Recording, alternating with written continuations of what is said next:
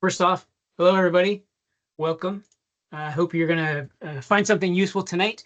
What I want to do is I'll go ahead and share my screen and we'll get started. All right. Well, before I show you anything from Microsoft or Azure, uh, even though I'm not technically an Oregonian because I live up here in Seattle and Washington, I kind of count myself as a part-time Oregonian. We go down to Oregon, Cannon Beach, Arch Cape kind of area, maybe 4 or 5 times a year. Absolutely love it down there. This is a picture from one of the trails that we run, opening up right into the beach there just last night. Fantastic. Can't say enough positive things about Oregon. So when Greg was like, "Hey, do you want to talk to the user group?" I'm like, "Yes, yes." And he's like, "It's virtual." I'm like, "Oh, okay, fine. Can do virtual. We'll It'll be rope you back fine." in person, only if we get to go to your beach house. Okay, okay. We can arrange that. We can have a party. Sweet, sweet. All right.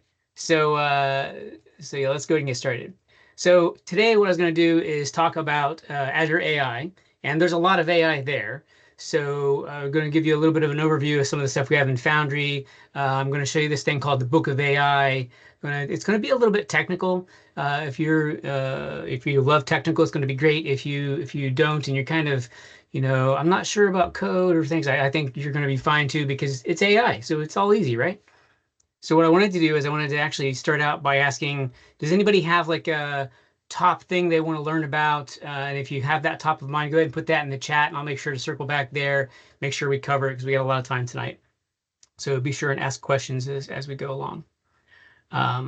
With that, I'm going to jump right in. So I'm Rob Chambers. I'm a technical advisor here at Microsoft. I've been here for about 30 years. I've been working on AI for about 25, mostly speech stuff for about 20 years, and the last 5 also started doing vision and generative AI stuff. And my team focuses on building developer experiences. So if you've played around with the Azure AI Foundry, you've played around with the SDKs or any of the tooling that we have, that's the kind of stuff that comes from the team that I'm on. And so excited here to be here and represent the team, all the great work they've done. So I'm going to start out with, it's going to be kind of like an interactive tutorial-ish, demo-y kind of session. I don't have slides. So we're going to show you this thing called the Book of AI. Now, it's the Book of AI because I tried to represent everything that you might need to know to get started using AI from a real developer type point of view. And so for developers that I know, a lot of them spend their time in Visual Studio Code, or they spend their time at like a bash shell or a command prompt like PowerShell or something like that.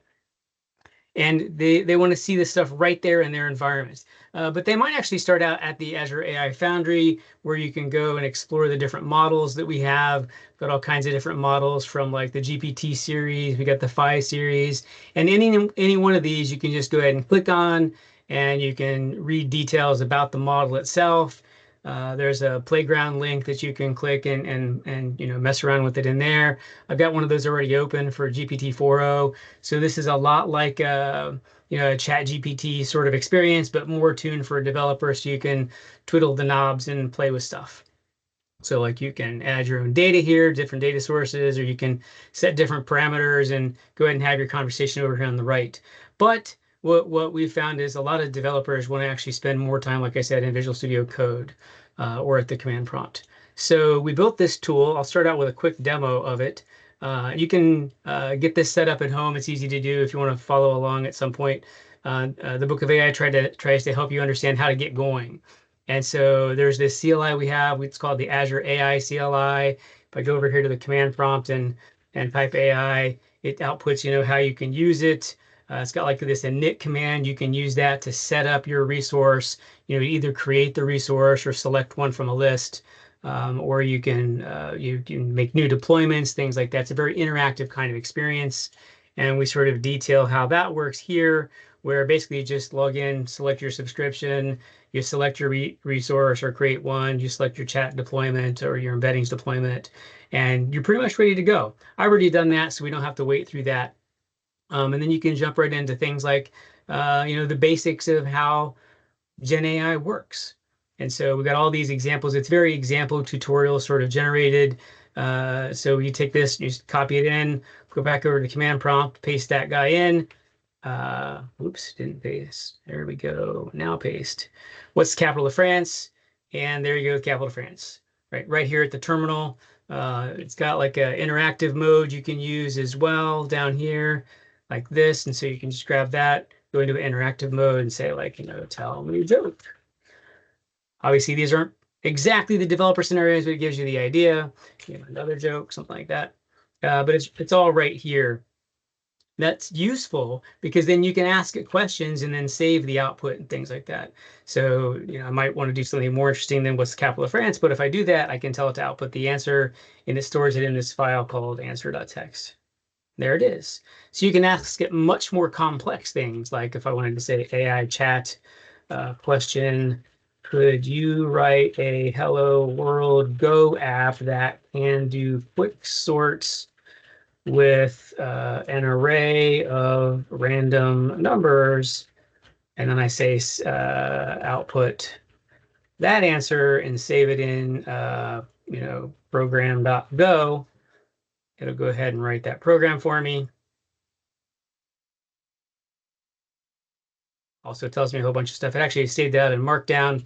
So if I bring that up into my editor, I just have to remove some of the Markdown that's wrapped around it. And I've got a whole program that does what I want. I didn't have to type anything. There's no copy paste. There was no back and forth between different things. And I'm just ready to go. So hopefully that's making sense. How many of you, I'm going to flip back over here so I can see your hands. How many of you are developers or spend time at the terminal window or things like that? Show of hands. Not me. Not you? Got I a just handful I just here. wave my hands.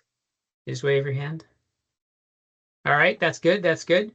I hope what I can show you here also will help to sort of inspire you to think about if you're not a developer today, maybe you could be a developer. Maybe you can actually start doing these things yourself because it's actually becoming quite easy to do all of these things. So when I go back over to the book of AI, like I've showed you some of these examples, a lot of people ask, well, how does this thing really work? Like what's really going on? And so a good example to show that is this one right here. So I'm going to grab this command, and what we're going to do is we're going to have a little conversation. We're going to have it store the conversation history, then we can take a look at it. So if I do that, like I said, tell me a joke about cats. And then it does, and I tell it to give me another one. I'm ready to keep eye on the mouse. It's purple. Okay, that's appropriate for this model. I exit out. I take a look at the history file. Basically, what's going on with the model? It's a very RESTful service, and so what happens is you first send it a system message, which sort of tells it how to behave. And we're saying, hey, you're a helpful assistant. That's the pretty typical one to use, something like that. And then the user typed in something, which was tell me a joke about cats. Then the assistant responds and keeps that. And then when the user types in something else, we actually send all of this information back up to the server again, because the service is RESTful. And so you just say another, because we have all this other context about the full conversation, it knows we're talking about jokes, and then can go ahead and give us another joke. And so I'm done with that. And like if you were in the ChatGPT commercial UI, there are these threads over on the left that sort of save save where you were, and you can go back and re-look at them, or you can sort of rehydrate them and continue the conversation. The way that really happens is they're just saving this history file. So if I just change a couple characters here, and I invoke the CLI and tell it that, hey, I want to use and input the chat history from this file, it already has all that context. And so now if I say another, but about lions, it knows we're talking about jokes. And so why did the lion eat the tightrope walker? He wanted a well-balanced meal. It's getting better. Like back at the 3.5 days, jokes were really bad. Now they're just kind of like, okay. So does that make sense? The idea of the context going back and forth and just really sort of persisting that conversation history and making it go back and forth? Yeah. Okay. So that's in essence really what these generative AI systems are doing. It's just it completes the next turn in the sequence. One of the other things that is amazing about the system that we've got here is that all of these examples You might want to program this in different languages. You might be a developer in like Go or JavaScript or TypeScript. And so we've provided a bunch of different programming languages, and the examples are actually built directly right into this tool. So if I were to execute this, dev new list, here are all the different kinds of examples that you can inspect and actually hydrate. And so if we go back here, this is going to show us that, like, if you want to see the C# ones, you can do that. The Java ones, you just change that to Java. JavaScript, it just changes to JavaScript. And so if I scroll down here, I can just grab those couple lines to generate that, paste them in, hit enter, and now I have a JavaScript application that does the same thing that I just did with the CLI directly. So if I were to open that up, you can look at it and see actually how it works. We'll do that in a little bit. But the idea is we're trying to make it really easy to play with without having to get into too much detail with code. But if you are a developer, you can actually jump in and have it instance the code for you, so then you can go off and change it. All right. So another thing that a lot of people don't really know about that the Gen AI systems can do is you can set up this sort of interaction back and forth the between the LLM and between your program, where your program can tell the LLM, I have these abilities, and so just let me know if you want to use those abilities, and then we'll go ahead and do that. And then the LLM might say, oh yeah, I want to call this function that you provided, and then your program can call the function and return the results back. And then the LLM can be like, oh, great, now I can use that information to go and do something else. So let me show you a couple examples of that. What does that really look like? And so one is the LLM doesn't know what time it is, right? It has no idea what the time is. So if I were to ask it without giving it access to functions, it'll be like, I don't know what you're talking about. But if I tell it, I add this parameter to it, says built-in functions, the CLI gives it access to a number of things, like it gives it access to the date and the time and some file system capabilities, things like that. So when I do this, now it knows what the time is. And the CLI lets me know that it went off and called that function. It tells me what the return result was that it gave back to the LLM. And then the LLM comes back with the response. And then if we combine that with the output chat history function into history.json again, and then we take a look at it, what we will see is that we asked the time, the assistant came back and said, hey, I would like you to make this tool call, and I'd like you to call the function called get current date time. And then the CLI actually did that and then responded to that and gave it back the content. And then the LLM could continue on its way doing what it's doing. So it's, again, really just the same thing. It's just a conversation back and forth, but sometimes the program answers program injects something instead of the user. Sometimes the LLM might ask the program to do something. We're going to actually see how this really works in just a second. So that's how the time happens. These built-in functions I've got here, the LLM by itself isn't great at math. So if I asked it without built-in functions, the older models did really terribly. The newer models do better, but they still make some mistakes. But if we actually give it direct access to, try that again. Well, I guess this model is like, I got this, don't worry about it. But if I say, you must use the functions, then you can see it actually going ahead and making the calls to figure out what the answer is. And it got actually a different answer. So this is why you would want it to actually do that. That makes some sense.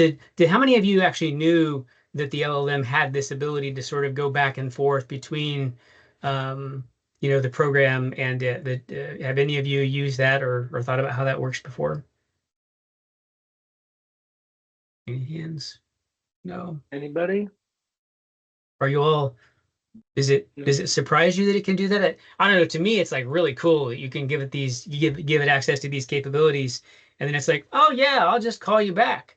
So what we're going to do is I'm going to show you how easy it really is to do that after I do one more example. So I showed you some math stuff and some time stuff. I'm going to show you a couple file system access things. So, and this is something like you can't really easily do on ChatGPT, the commercial thing, because it doesn't have access to your disk. Claude has something kind of like this in the tool capabilities that it has. But if I was in a directory that had a README file, which I have one right there, if I asked it what's in the README file, and what I want it to do is not just regurgitate it, so I'll be like, summarize the key points.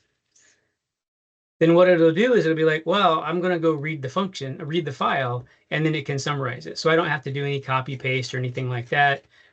We scroll way up to the top where the function was called. We see that it called this function called read text from file. And then I think we lost your screen share, Rob. Oh, dang. Thank you. Thank you. I turned that off and didn't turn it back on. That's the danger of doing I such thought a it was thing. by design. Sorry. Nope, nope, nope. I'll do it again. So I typed in AI chat question, what's in the README file, summarize the key points. Hopefully you can see the screen now. I press enter on that. And then if I scroll up to the top, you can see that it made a function call, read text from file with the file name. And then the program actually did that and then returned that back to the model. And then the model used that information to summarize the key points like I asked it to do. This becomes really, really useful when you have context that you want to provide to the model, but you don't know which context to provide yet. And so like you don't want to always give it the time or always give it the date or always give it files, but you can, let it know what you're capable of, and then it will decide when and if it wants to call those functions. So we're going to take a look at how that actually works here.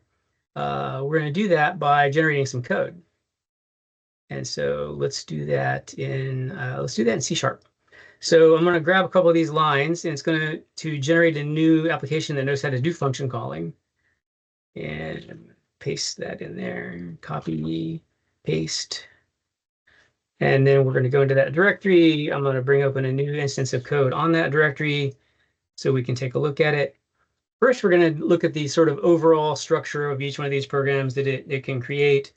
Essentially, it's just getting some information out of the environment. We'll talk about that more in a minute. And then it creates a couple helper classes to do the job. This main part of the program just is the sort of user interaction loop where it asks the user for some input. If the user typed exit, it gets out. But if it didn't, then it goes ahead and calls this function to call off to the LLM. And then every time the LLM has something to print back out, it does it with that code there. Inside here, what we've done is we've given it access to some functions, and that's in this class called OpenAI Chat Completions Custom Functions. So let's go look at that. I've given it a couple. Like one is a fake version of how to get the weather, and I just say it's always 72. It's not 72, so let me say it's like 37 and cloudy because I'm in Seattle. And then what I can do is I can just build that application, .NET Run, and run it. It's going to not work though because I didn't give it the key. The other thing that's nice is with this AI CLI, we can do AI dev shell. And since I've already set it up and connected it to my resource, it knows what all the endpoints and the secrets and other things are, and it populates those environment variables for me. So now I can just do .NET Run. I don't have to do anything else. It just already has access to everything. And then I can say, what's the weather? And see, I didn't tell it the location, and the function requires the location. So I can tell it I'm in Seattle. Now my fake function doesn't actually use that information, but you can see that it does call the get current weather function, gives it the location, and then this returned back the 37 degrees and cloudy, and then the assistant sort of restipulates what's going on. And then similarly, if I said, what's the date, it calls that and then tells me what it is. So that's really all there is to it. Question for you, Rob, from the group. They're asking in the chat, when you run into markdown or tables or lists, sometimes it's hard for the LLM to like understand that, or if it's going straight to the HTML, it comes out as gobbledygook. Is there like ways if you that give you it can? HTML, you mean? Yes, or you're saying like if you're gonna get, like GitHub uses a lot of Markdown, and so to make it make sense, you have to go through a bunch of translation or cleanup. Is there anything you can do to? Is there anything you can do to make that cleanup easier? Yeah. That's a great question. I've got another tool that I've been building. I was going to show a little bit later, but I can show you that now real quick, easily. Just exit out of here real quick. So a lot of the times, like you're saying, when you want to give the AI information, it's in some weird format, right? Or it's in an unexpected format. It could be in Markdown, it could be in some other thing. And so like let's take the example that we just had here. Let me get rid of this. I got this README that's got a whole bunch of stuff in it, right? And it's way more information than I necessarily would want to use for a particular AI task. Well, the way I usually solve that is I use AI to solve that task too. And so with this other tool that I have that's built on top of the AI CLI, it's called MDX. I'll give you guys links to all this stuff in the chat in a minute. But MDX has the ability for you to give it files and it will output Markdown. And so like I could give it a docx file or a PPTX file or image files or a PDF file, and it'll pull the text out of it. It actually puts it into a sort of a Markdown form, but then I can tell it to do stuff with instructions, with AI sort of instructions. So if I just said, use this, I can say instructions, and I can say, keep only the part that tells me how to build it. There it is. And so that's actually in the README. It says this in the README. And it kept the markdown around that. And I can say, I don't want any markdown. I only want the command that I can type into my shell, nothing else. And there it is. So very many times the answer to how to make things better for the AI is to use more AI. How's that? Yeah. That's like words to live by. If it's not working with AI, just use more AI. Use more AI. Right. If it doesn't work with some compute, just use a lot of compute. Use a lot of compute. That's right. It's Love recursive, that. right? Yeah. Yeah. And so I think this is true at like all scales. And it can be at like little tiny scales, like I might have some formatted text that I want to be in a different format. It might be that, I was in this situation where I have some docx files. Let's see if I can find one real quick. Source Rob CH. Have a resume over there, docs resume. I probably do. Yep. Okay, so I got a docx file, and I don't know how many of you know, but that's not a text file. It's actually a compressed zip file that's got like a bunch of files in it, and they're in lots of different XML formats. And if you tried to get the text out of that, good luck. So when I was building this MDX tool, I didn't have docx support, so I told AI to write that part of that code, and then it proposed how to do that.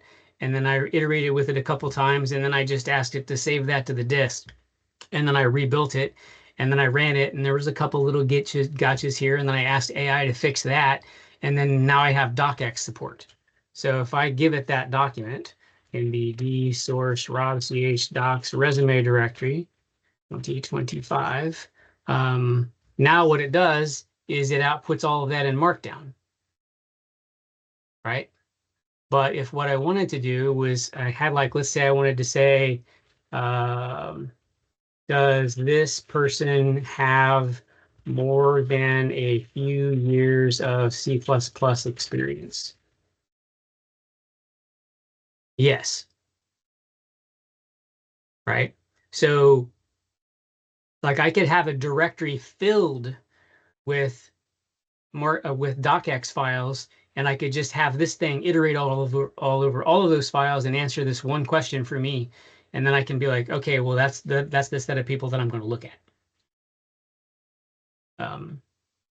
Yeah, iterative use of AI for more AI for more AI.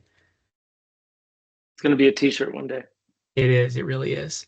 Okay, so I'm going to go back to this example that we were talking about with functions, because a lot of what we're going to show is actually it hinges on this very fact about how do you do more things that it doesn't do. It's just use more AI. So I'm gonna get back to where we were. While you're doing that, I think it's worth mentioning, by the way, we do have a couple good question topics that they ask. Oh, good. Yes. Tell me. Like when we get to the point, phone call sentiment analysis, which I think would be really interesting. And I think I saw something on Copilot Studio where you could actually like have it answer phone calls and like Yep. route and all that. Yep. And then Steve said he's curious about non-Gen AI non-Gen AI apps, discriminatory AI for comparisons, and antagonist AI to poke holes in content plans would be especially interesting. So almost Okay. sounds Yeah, yeah, like yeah. red Let's and save blue some time for teams in those. some way. Yeah, Yeah. yeah. Yeah, let's do Anyway, that. All right. cool. So there are just so many ways Microsoft is trying to make it easy for you to use AI to do things, and certainly for developers, but for everybody, because it's integrated into Word, it's integrated into PowerPoint, it's integrated into Teams, in a bunch of different places. But one of the ways that I think is really fun to show for developers is like the AI doesn't have access to everything that it might need to have access to. Like this particular app we just were playing with a moment ago that we had the CLI build for us. When I do that AI dev shell to get my environment variables back, and then .NET run, if I ask it a question it doesn't know how to do, like let's say, what's in the program.cs file? It's going to be like, well, it just made one up, like it hallucinated some stuff. It didn't use the one that's in this directory. If I say no in this directory, it's going to be like, I can't do that, right?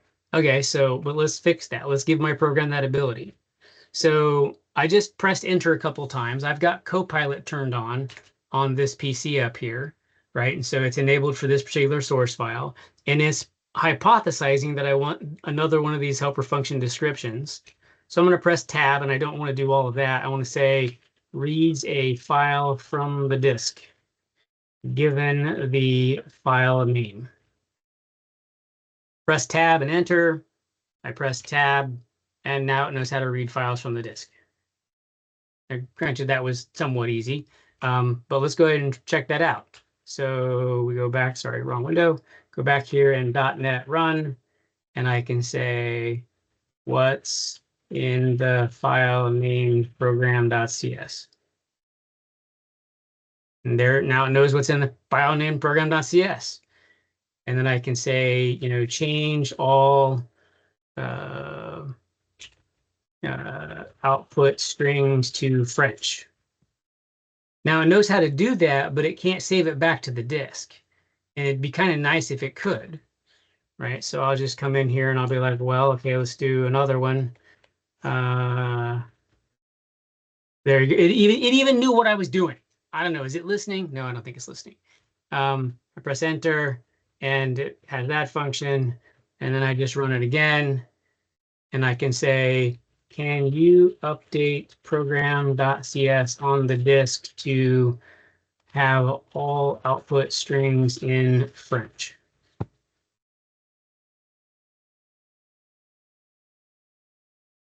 Let's actually see if it did that. Yep, there it is. VS Code's confirming that it changed them all. There aren't that many of them, but hey, that's pretty neat. Just use more AI. Okay, so it's really easy to add functions and give access to these capabilities to the AI. That's one sort of thing that you can do. Another thing I wanted to show you is this assistance API and the agents capability that the AI Foundry has as well. And so what an assistant does is it allows you to actually build up some context with it to do interesting tasks.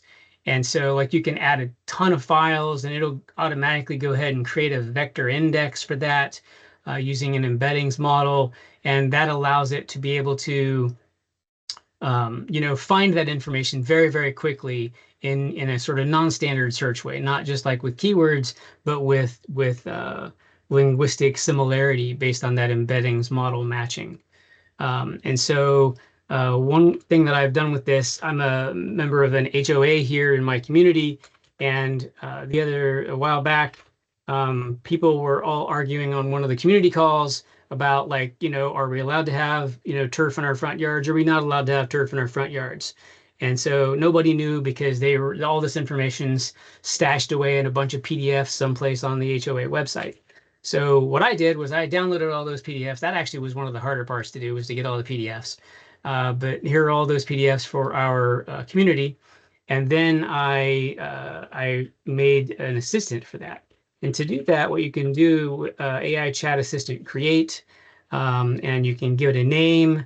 You can give it some of its base instructions on how to operate, and you can also give it a bunch of files. And so what I did is I executed something very much like this command here, but for the files, I just basically said start a PDF. And I'm sitting in this directory, and it just starts adding all the PDFs to the assistant after it creates it. And then it sits there for 20 or 30 seconds, and it's like, okay, I'm all done and I'm all ready now. And so we can see that I have an assistant here, assistant list. We got a bunch of assistants. This one right here, the CCR test, it's got an ID, so I'm going to grab that, and I'm going to just go ahead and do a chat with that assistant. Paste that in there. Sorry, I have to tell it that I want to do an interactive chat. And I can say, can I have turf in my yard? And then it gives me the very, very correct answer to that question. I'm allowed to have it in the backyard, but not in the front or the side yard if it's visible from the street. And it gives me, because the way this program is written, it didn't actually print out the file name, but I can actually go ahead and ask it which document had that information, and specifically which section, and you give me the direct quote.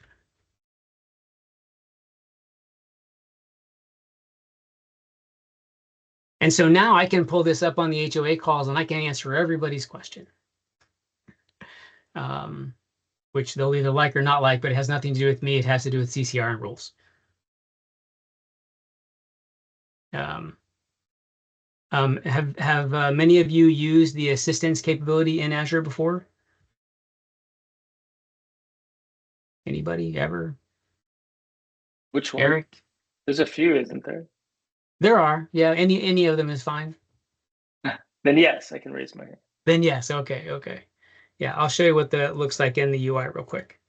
So if you go to, I have it up right over here, I think, Chat Playground. You come into the ai.azure.com. You created your resource and your deployments. You can just click here on assistants, and you could paste in the assistant ID that you have, or pick one of the ones from the list if it's that one. You can give it some instructions and you can interact with it. And then down here, if you wanted to turn on file search, you can then add a vector store. If you don't have one, create one. You can upload files to it and all that. And so there's a UI for it for everybody that doesn't want to do all this crazy stuff I'm doing at the terminal. I find it a lot easier to do start.pdf than multi-select a bunch of files in a file open dialog. But it's all the same stuff behind the scenes. Yeah. It's a really easy system for vector store, like when you have this large amount of data. There are a bunch of other ways to do this with Azure AI as well. We've got the Azure AI search capability, which gives you a lot more fine-tuning parameters. You can adjust how big the chunk sizes are. You can adjust different strategies for how to deal with files, things like that. But the sort of very easy, no-brainer way to go would be to use the assistants. They're part of the OpenAI service. Okay, so let's check to see where we are over here. I'm going to show a couple more things, and then we'll turn our attention to the questions that are in the chat there. Code interpreter is also a fun one. So when we were talking about writing your own functions, you have to actually write those functions, but you might want to just have it write functions for you. And so to do that, I'm going to go create an assistant real quick. Let's go back to where we were, MDX. I'm going to make a directory called demo. I'm going to go into that demo. I'm going to do an AI chat assistant create, my code assistant. And I'm going to turn on code interpreter. And I'm going to press enter. So there it is. So now when I do a chat here, it will automatically use that assistant ID because I did it in this directory and it saved that here, so we have that context. And so if I do an interactive chat and I say, how many letter E's are there in the Pledge of Allegiance? I always spell this wrong. And so what it's going to do is going to take a moment, because that's actually not an easy question for the LLM unless it actually uses something like a code interpreter. So it answered it, and it counted them and it found there were 16. So that is correct. And if I ask it, like, how did you figure that out? It will probably tell me that it wrote it told me that it wrote a Python script for itself, and then it ran that script. Which I think is very cool, because then it has the ability to do lots and lots of things that it wouldn't normally be able to do. In some ways, I think of this as like the, I'm feeling lucky button, where it will write code for you and you never have to look at it. And it's probably good a lot of the times. But if you were doing it a lot yourself, you might actually want to have it write the code for you one time, and then you can hook it up using the function mechanism that I showed you, so that you can be sure that it's the right code. But in a dynamic sense, this is a great capability to turn on for a code interpreter. And so we already talked a little bit about function calling. It's available in OpenAI Assistance as well. And we did talk a little bit about file search, where you can add the files. And so that's, some of that capability here. That's probably enough for right now. Let's go ahead and go back to the questions that we were talking about. Greg, can you help me pick which one to go with first? Yes. Just because Steve brought it back up again, let's start with Steve's question. He was asking about the antagonist use of AI to like poke holes. Steve, if you want to come off mute and maybe elaborate, feel free. Yeah. Yeah, Cool. I intended it to be probably a little more generic than it came across. Just, we're always talking about generative AI, and that's fine and it's fun and it does some great stuff. But there are other AIs out there that can also be used. And I was just curious if this tool interacted with any of those, or if this was strictly using generative AI. Well, the ones that I'm showing you are based on the generative AI capability. Now because you can, add this function calling capability that uses other tools to do whatever you want, you can kind of add anything you want to it fairly easily, but it's still inside of a frame of generative AI. In the particular use case that you're talking about comparisons and antagonistic AI, can you tell me a little bit more about that? Because I might have a good demo I can show you on that. Well, it's like discriminatory, you start getting into things like contract evaluation, not necessarily generating new contracts, but like, hey, let's compare these things to your HOA example was kind of similar to what I had in mind, but that was, a generative approach of finding data. This might be more like, hey, is this a valid contract under the laws of Oregon? Might be a good question. Oh, yeah. Yeah. That's a something like good, that. I think I understand now what you're saying. Yeah, for Yeah, that's antagonistic, good. I was thinking more like, hey, here's a, maybe the opposite. Here's a contract that I want to, use for a particular thing. What are some of the problems I might run into with this? What should I look out for? Yeah. Okay, I got it. Well, I'm still going to use generative AI, but I think it'll do what you're wanting. And if not, let me know. All right, so I'm going to share my screen back again, and I'm going to bring up my terminal window. Remove that AI directory, so I'm not using my file search thing. And so let's imagine I'm going to have it do some work for me for a second. Let's say that let's say we're a business that accepts orders from customers in like natural language or something. It's kind of like a document kind of thing. And let's say that the user can ask for any kind of clothes that they want. And we're trying to figure out, do we have those kinds of clothes? It's kind of like comparison to rules, because we could have a bunch of different rules or something like that. I'm trying to brainstorm the ideas all on the fly. But like, imagine that I had, let's say I said, all shirts must be blue. And I say that's in the blue rule. And as I say, all pants must be red. And I put that into the red rule. Let's say we don't sell children's clothes, into the no kids rule. And so we've got some rules, right? And now let's say that we had something like echo, I want to buy a blue, what did I say is allowed? Blue is, shirts can be blue. I want to buy a blue shirt, into blue shirt dot test.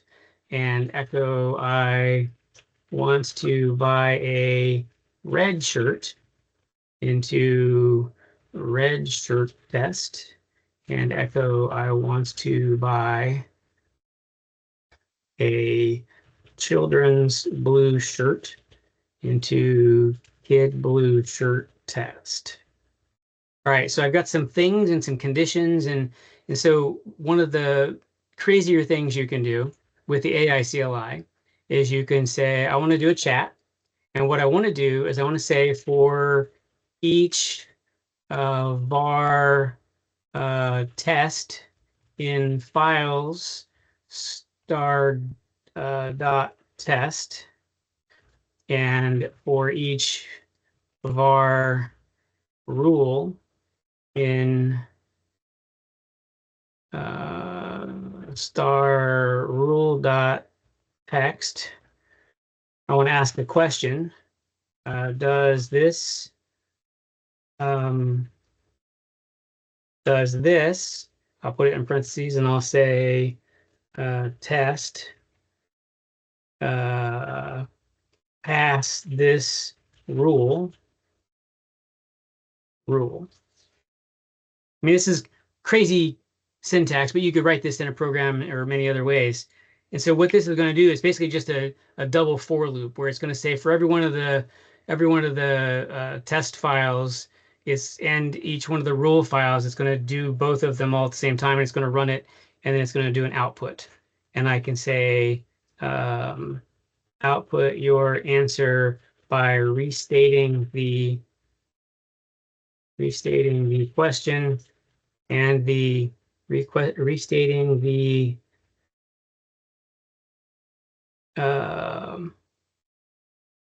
test and the rule, and then saying only pass or fail. I give this a 50% chance of working when I press enter. Okay, nope. That's okay. For each var test, sorry, each that. Okay, I'm close. I just misremembered my own syntax. For each, I have to have the word files there.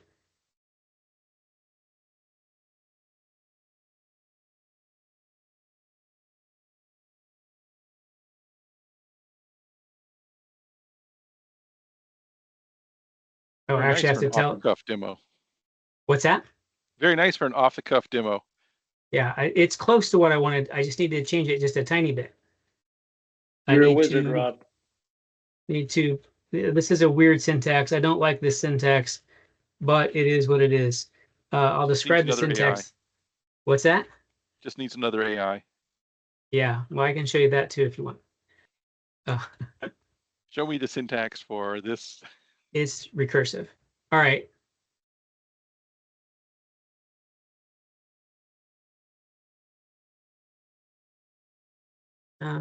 It almost worked. Well, but you get the idea. But I see. I want to make question. I want to make it work though. Just give me 20 more seconds. Yeah. Now I got your brain involved. But yeah, you did answer my question if this was, just for generative AI, and it was. Obviously, if we wanted more precise answers, we might need to use a different AI. But you've shoehorned it nicely into doing pretty close to what I was asking. That is my job. My job is to shoehorn things. Nice. Test and the rule. With the shoehorn and duct tape, you can make anything work. Yeah.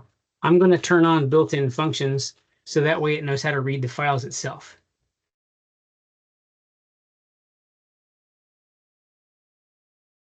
How about that? Nice. That is slick.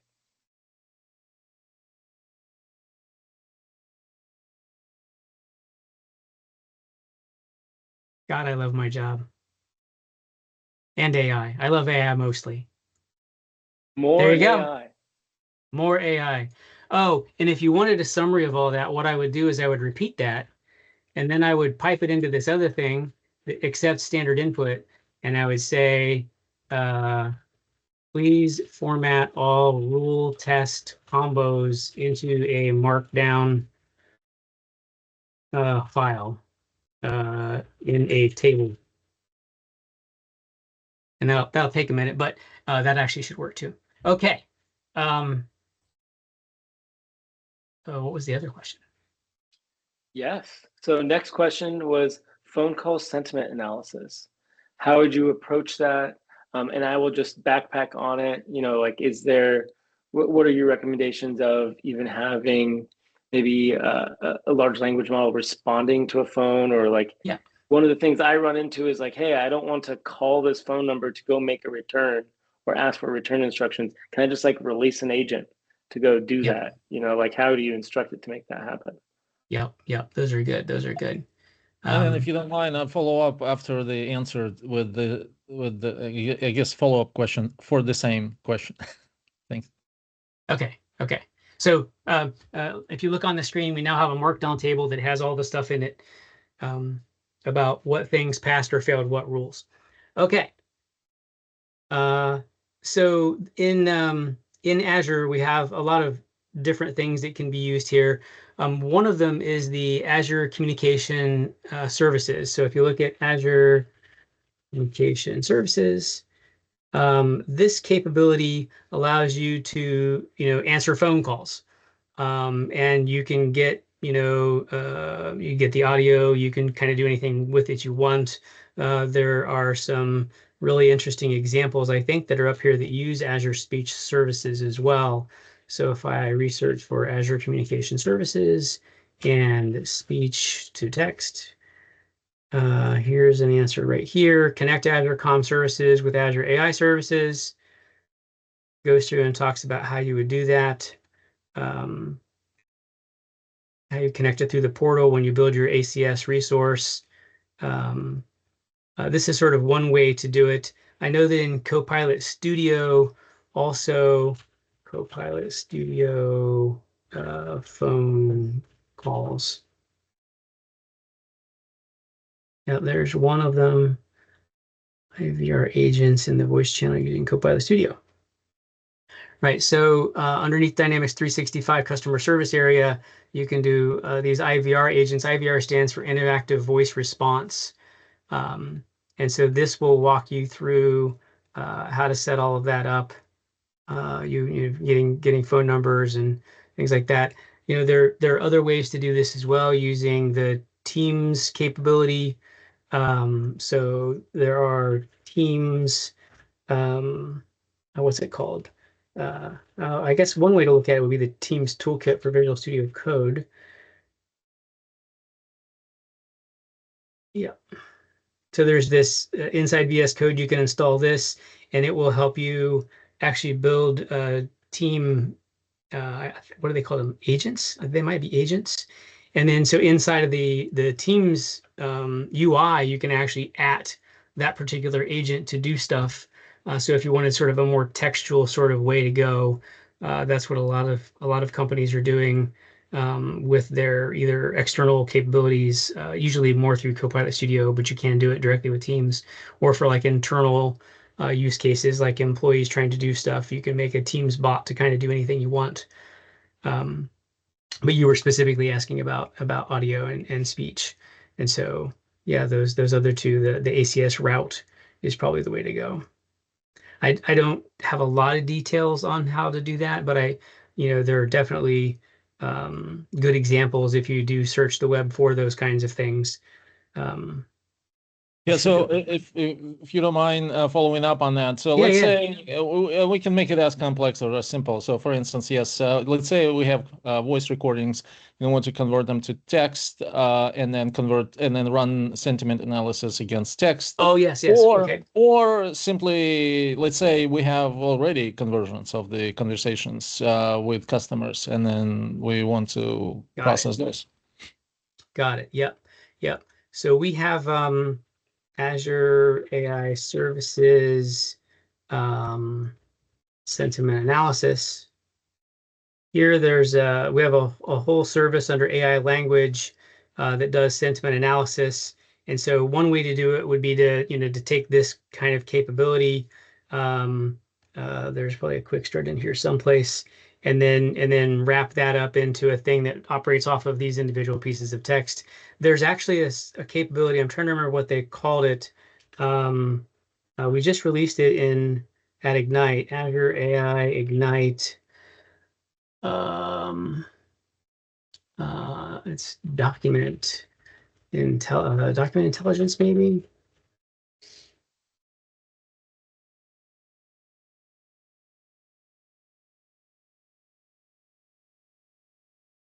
That's for documents. There is a version of this which is for kind of audio files as well. Azure AI multimedia service intelligence.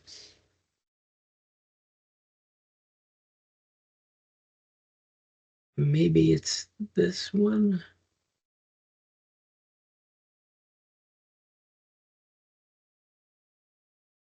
Oh, this is the marketing site, not the Learn site.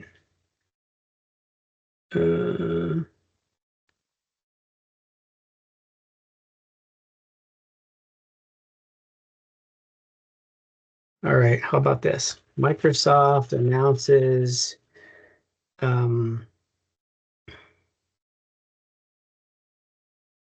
document AI service intelligence Ignite. That maybe we'll find it.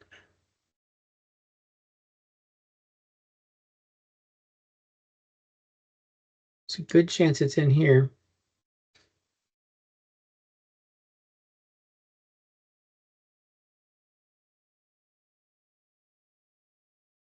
Well, I'll just go find it on a Foundry Studio. Maybe that's an easier way. Back to here.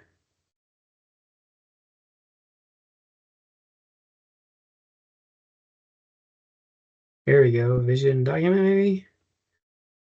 Document translation. Here we go. Content understanding. That's what it's called. You're getting there. Multimodal data. Input files of any type. Build schema based on your needs. Extract custom fields. Post-call analytics. Yep. Now we're talking. You have to store it somewhere, right? Or does it just need access to it? I think yeah, that's a good I question. think you need to store it somewhere first. I do think you need to store it first, and then you give it access to that like storage container. Yeah, like blob storage or blob storage container. something. I believe that's correct. So I think it was Alexander that you were asking that question. Have you already put it in a place that you can store it, that you can give it access to those phone calls in some way? Yeah, I think it would be easier to just perhaps copy them over to Blob. Looks like I guess data ingestion is cheap or free, as they say, right. and then process them. Yeah. Right. So I will also give you another answer because there's lots of ways to do these things. And if you didn't want to store them in Azure, this AI CLI that I've been showing you also does speech things. And so if you do AI speech recognize, it knows how to recognize audio data and turn it into text. It also knows how to synthesize data. So if I do AI speech, synthesize text, hello world, actually, let me stop sharing and reshare so I have audio output so you can hear it. And I say hello world. You should all hear hello world in a sec. Hello world. Yeah, ready to hear hello world? So I'm only doing this so I can actually have a file. Did you hear it? Yeah, that was cool.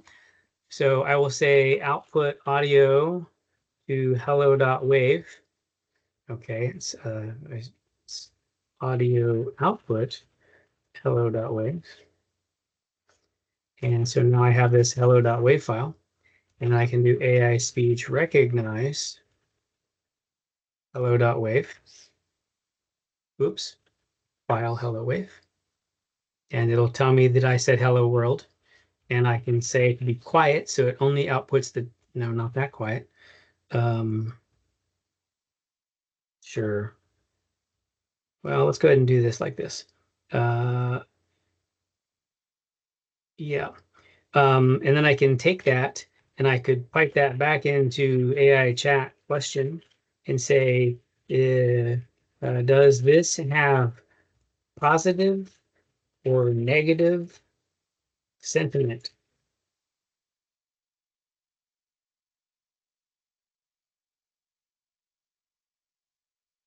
As neutral sentiment. And this was a very lame version of a way to ask it if it's got positive or negative, but you could have a much more sophisticated prompt. And the idea is you wouldn't probably do it with the CLI, but again, you can use generative AI to rate things pretty nicely.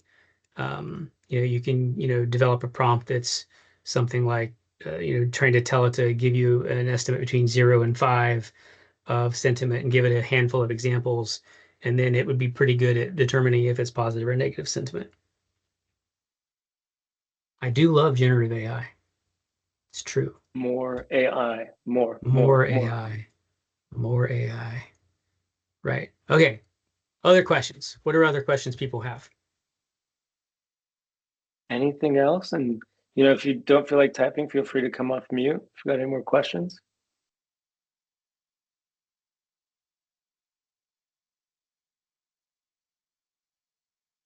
If not, I This got is where the several more things Jeopardy I can music show. comes. Okay, so while people were thinking, let me show you some more stuff. One of the neat things you can do with AI is you can sort of personify different agents.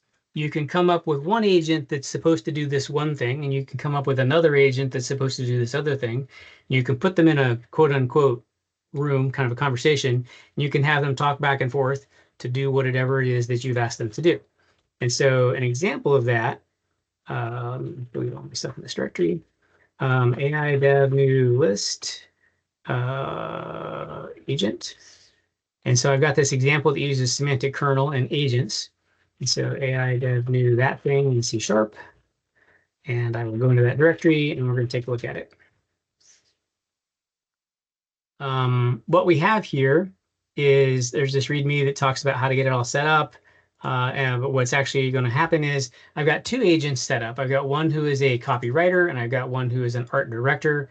And the copywriter tells them, what kind of experience they have. They have their brief, they have dry humor. Their goal is to refine and decide on the single best copy as an expert in the field, only provide a single response, yada, yada.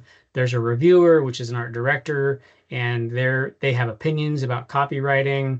There's this person who's really good at copywriting, and if we mention them, the copywriting art director will be better at sort of answering questions in the mode of that individual. And then so those are the two sort of agent definitions. And then we specify like, well, we're going to have them chat back and forth, and we want the chat to be over once we know that the copy has been approved.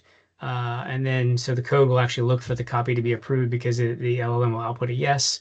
And to pick a different agent, the overall system just alternates back and forth between them. And so this prompt is just designed to tell them, if the last person was this one, go to the other one. If it was that one, go back to the first one, back and forth. And then in the code, what's really going on is we use a semantic kernel, and they have these things called chat completion agents. And you can put them, there's this pick the next agent thing, and this is the chat done thing. You put the two agents into this agent group chat, they do their thing, and we just have them talk back and forth. So let's see what that looks like. AI dev shell, so I can just get all my environment variables and endpoints and stuff already set up. And then I'm going to say .run.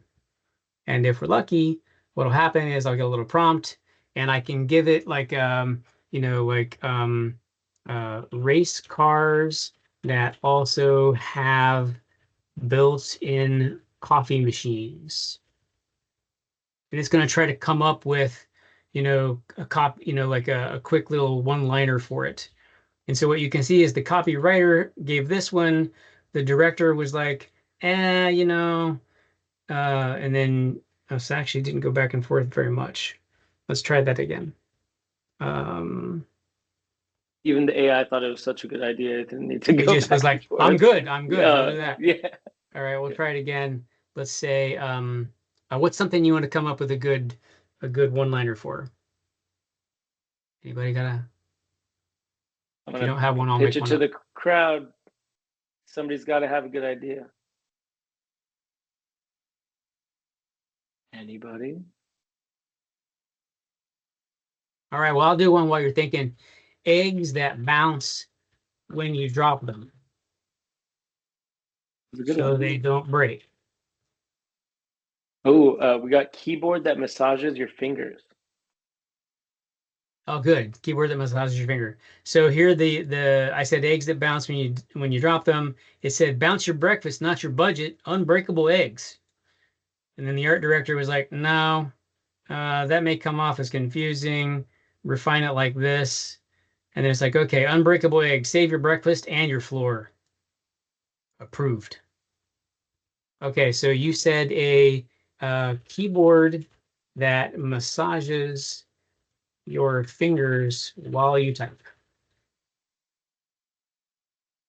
And then we got to get beer that's a meal on deck. Good one, Eric. Yeah, they're going back and forth on this keyboard one. Okay, turning typing into therapy. Try the keyboard that massages your fingers. Well, it's better than the other ones. Yeah, so you get the idea, though. It goes back and forth like this. And so what was that last one, Greg? Beer that's a meal.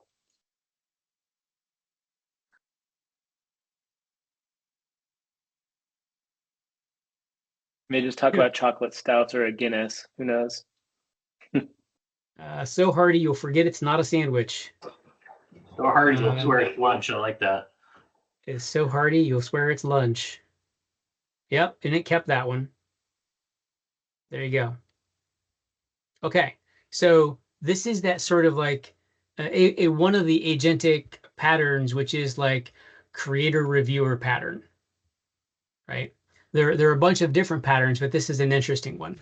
One of the things that that I put into the CLI because I wanted to make it easy to make different agent systems is that when you produce code with the CLI, you can also ask the CLI to modify it to do whatever you want it to do, which, you know, because why not? You can use more AI, right?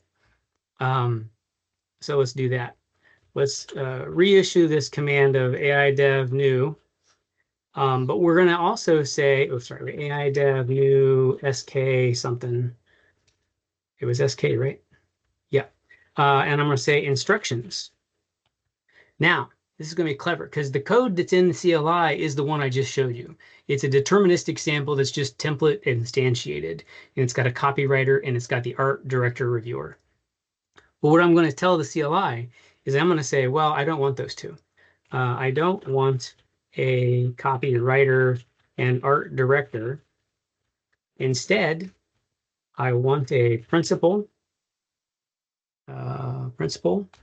a dean of students, a janitor that's worked at the elementary for 20 years and is kind of tired and would like to retire. And I have 3 parents, one of which is concerned the school hates their kid. They will all be part of a advisory committee on how to deal with issues that come up in the school. Boom. Okay, hands off the keyboard. It's going to generate the sample, which it did, and now it's going to apply those instructions to the sample to rewrite the sample to have those personas. Let's see how it did. Program. Go to the top. All right, so it's got a principal, it's got a dean, it's got a janitor, it's got a patient, it's got a patient, it's got, or sorry, a parent, 3 different parents. They all have different instructions.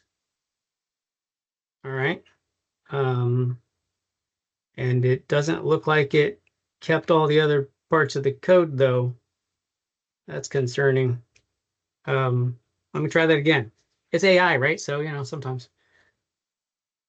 One more try.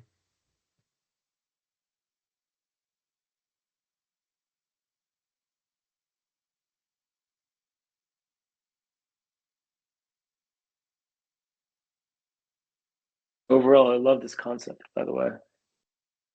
Yeah, because like, why not?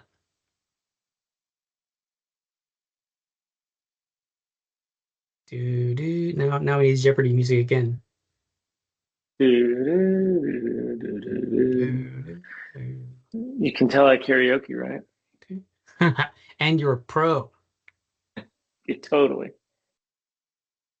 Well, it's taking longer, so that's a good sign. Must be crunching through something. Okay. Here we go. Let's see if it nailed it. It did not nail it. Well, it's a live demo, so sometimes things fail. Um, keep all the other code. Don't delete stuff. Only change it to have these agents instead of the 2 from the original.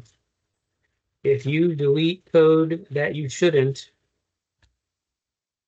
I'll fire you. There we go. Its life's on the line now. All of a sudden it wakes up. Okay. Can't be asleep at the wheel. Interestingly, sometimes threats work. So Okay. human. Let's see if it did a better job. No. Well, I will give up now. But the idea is the tool is still in preview, so but you can get the idea, right? Because then you could have these agents and they have different forms. And so I've got a video of it. I wish I had the URL to share with you right here. But it's interesting because then I told it like, hey, there's been a report that the boys are too loud at lunchtime. What should we do? And then they just start going back and forth about what they should do. And they actually came up with some really interesting ideas. Yeah. So agents. Other things to do with agents that I can show you that are pretty neat. I'm going to go to a web page here that's got some videos recorded on it.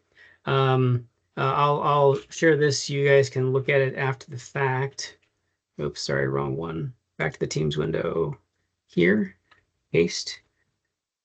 So what I did was I had the agents build little apps for me. I did the thing I showed you there with the teacher and the students and stuff like that, the parents. And I told it I want to have a developer that knows how to program in C#.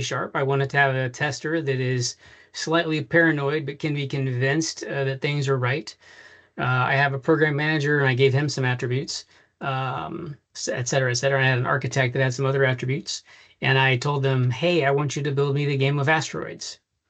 And they went back and forth. And since they had file system access, they could also write things to the disk. And after a little while, without anything from me really, they built this for me. And I didn't write a single line of this. And I hit an asteroid because apparently I'm terrible at this game. But well, I thought that was kind of neat. So then I was like, well, what else? What other kinds of games can it make? And so I was like, can it do like high score boards and like leaderboards? And so, yep, the answer is yes, it can do that. And so this is the game of snake. So if any of you remember, when you eat a dot, your snake gets longer. So I can enter my name, Rob, and I can submit my score. And then if I go back to the page, you can see high scores. Rob got 10. I can go again. Maybe if I can get higher than 10, I can claim the high score.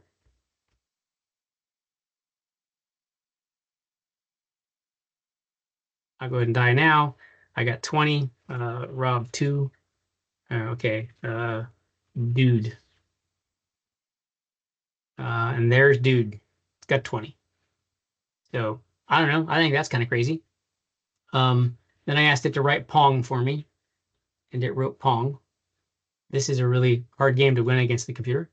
One of my friends took this from me and asked it to write Tetris, so it wrote Tetris.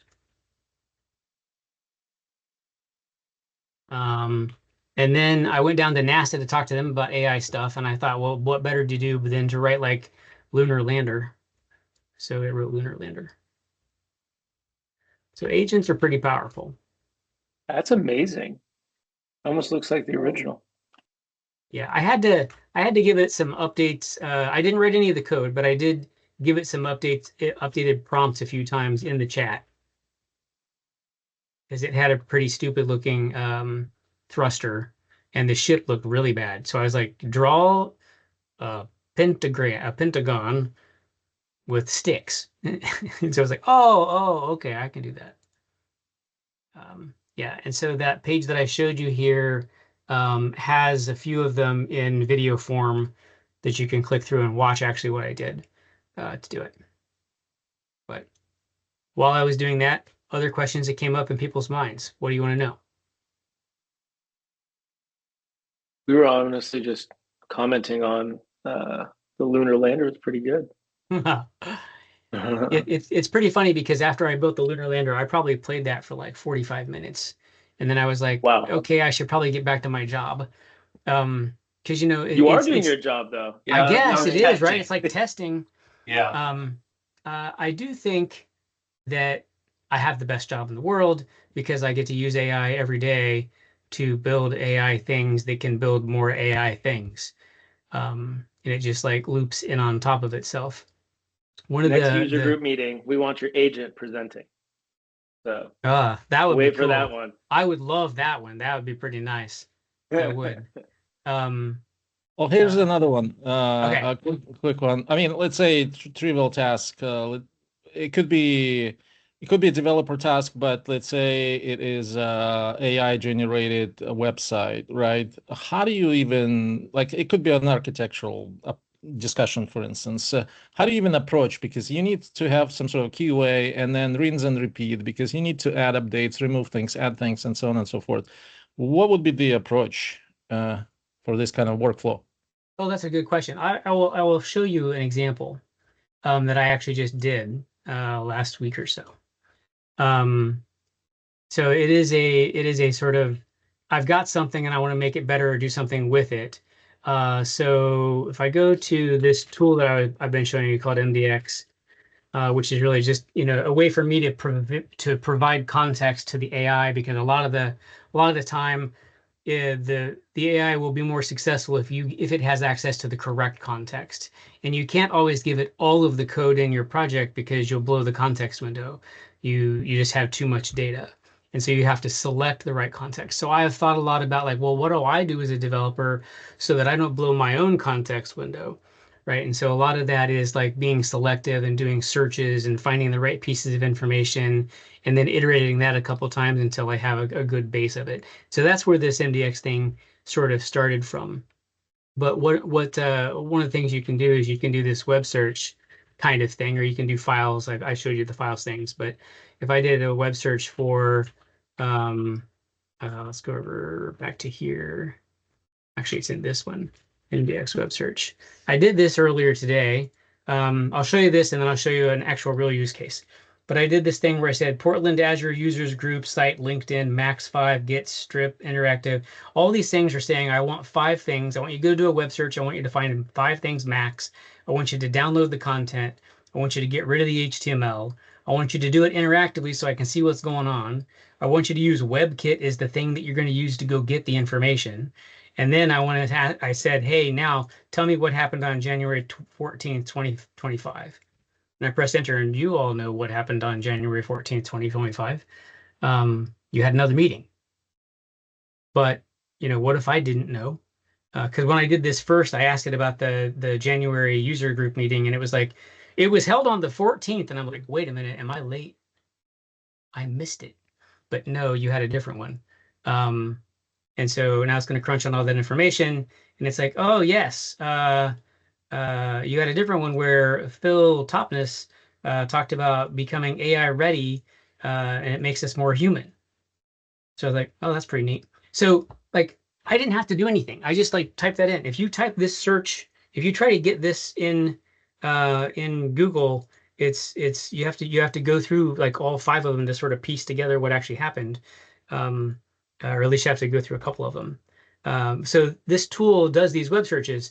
Now, when it does that web search, it's doing it using a graphical UI, but I wanted it to be able to use like the Bing API, right? And so I added that capability by using the tool to do it itself. And I'm going to show you another way to do it. Like, let's imagine there's another search engine. So let's say there's this code base, and I want to say I want to find everything file that contains case insensitive web, maybe a space in search. Let's just see what it finds with that. It found 3,200 lines. Okay, so that's pretty good. So that's approaching the context window maximum. Let's change that to just say I want to get the stuff that's got the word Google in it instead. So see if I get a little bit smaller match, because I support the Google API. Oh yeah, I should just do this in the SRC directory. What happened? Oh, sorry. I got to put that in the right place. SRC, that one. Maybe I should just get all of the CS files. That looks better. How much do we got? Okay, we get about 60K of information, right? Now I can say something like instructions, see how I have Google search implemented using their API. I want you to pick the third best search API, not Google, not Bing, but whatever the other one is that has an API, and I want you to plan all changes required to add that feature to this tool. Okay, that's going to be pretty cool if it works, right?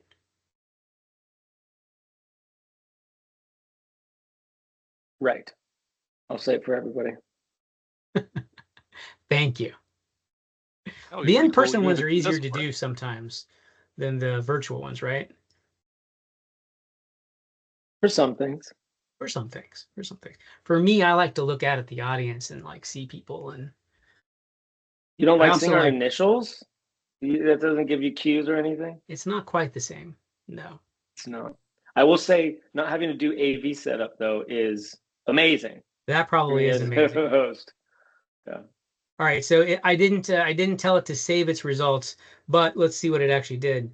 So it wants to use the DuckDuckGo API. So it found the place where I parsed the command line options, and it added a browser type, or sorry, it added a search provider of DuckDuckGo, right? And you know, I should have actually saved it. It would have been more impressive. Save output duck. We'll just do it again. It's not that expensive. And so this project is too big for the context window. I can't give it all of the code. And that's why I was like, yeah, I did one for Google. So just search for the word Google and give it everything that's got the word Google nearby. And then just ask it, now update all that stuff so that it does the other one. And I didn't even tell it what API. I just like the third best one. Like software development is changing. So we need to update the web search provider. Cloud changed hosting. Sorry, what? I was just saying the cloud changed hosting, so wouldn't surprise me if AI changes software development. Right. So we got DuckDuckGo API. We're going to change the web search helper, which is the thing that sort of, you know, fans out to the different service providers. And so it added a DuckDuckGo API web search helpers class to match the style of the other two that are there. And then it said we need to actually build the class. And so there's a DuckDuckGo API web search helpers. Got an endpoint and a key. Sorry, exited mode. The other APIs have a function called configure endpoint that you pass in the information from things. This is the right function signature. I don't know how to use the API, but assume this is probably correct. It updated the command line options to have the parsing capability in it.